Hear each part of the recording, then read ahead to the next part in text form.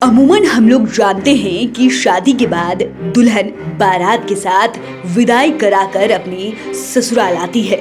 लेकिन बिहार में एक ऐसा गांव है जहां पर बगैर दुल्हन के ही बारात लौट जाती है। ये परंपरा सदियों से चली आ रही है, जिसे आज की पीढ़ी भी निभा रही है। या यूं कहें कि वर्षों पुरानी इस परंपरा को तोड़ने की हिम्मत आज भी कोई नहीं उठा पाता है।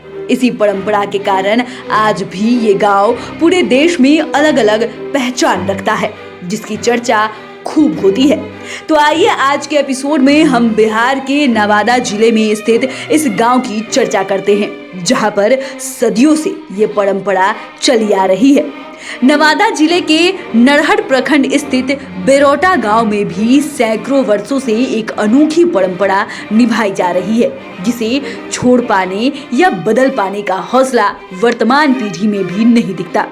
बेरोटा गांव के श्रोत्रिय ब्राह्मण समाज के लोग पौराणिक मान्यताओं के कारण आज भी शादी के बाद बिना दूल्हा के ही बारात लेकर लौट आते हैं। इस परंपरा के निर्वहन के क्रम में दुल्हन के बिना बारात जरूर लौट आती है, लेकिन शादी के बाद कोहबर आदि जैसी कई परंपराओं को निभाने के लिए दूल्हा ही दुल्हन के घर पर रुक जाता है। एक तयशुदा समय के बाद दूल्हा अपने घर लौट आता है। इसके बाद एक संवत जब गुजर जाता है तो दोबारा शुभ मुहूर्त निकाला जाता है। इसके बाद लगभग पूरी शादी जैसी ही रिवाज और रस्मों को पूरा कर दुल्हन की विदाई कराई जाती है।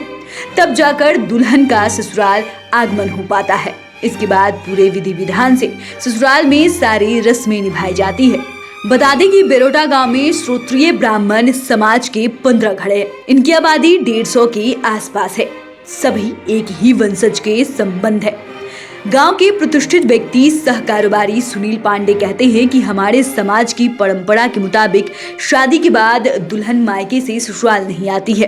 अभी इसी मई माह में बेटे सौरभ पांडे की शादी है, लेकिन परंपरा अनुसार दुल्हन अपने मायके में ही रह गई है। शादी के बाद संवत आदि बीत जाने के बाद ही शुभ मुहूर्त में दुल्हन की विदाई होती है और उसके कदम ससुराल में पड़ते हैं। कहावत के अनुसार लगभग 250-300 वर्षों से ये परंपरा निभाई जा रही है।